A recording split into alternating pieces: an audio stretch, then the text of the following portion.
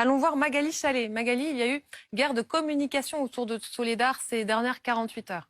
Exactement. Alors ce matin, la Russie a affirmé avoir pris le contrôle de Soledar. Écoutez le porte-parole du ministère de la Défense russe.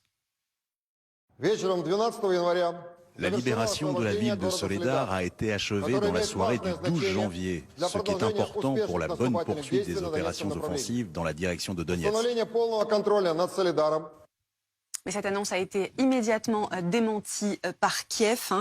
À la télévision, le porte-parole de l'armée ukrainienne a assuré, regardez, que de violents combats se déroulent toujours à Soledar. Selon lui, les forces armées ukrainiennes maintiennent la situation sous contrôle dans des conditions difficiles face aux unités Wagner et d'autres forces spéciales russes. Il accuse la Russie de diffuser de fausses informations concernant la conquête de cette ville pour semer la méfiance parmi les Ukrainiens vis-à-vis de leur armée. D'ailleurs, mercredi, le chef de Wagner, Evgeny Prigojine, avait déjà revendiqué la prise de Soledar avec ses hommes avant d'être rapidement contredit non seulement par Kiev, mais également par le ministère russe de la Défense avec lequel il entretient des relations de rivalité. Et quel est l'enjeu de Soledar ?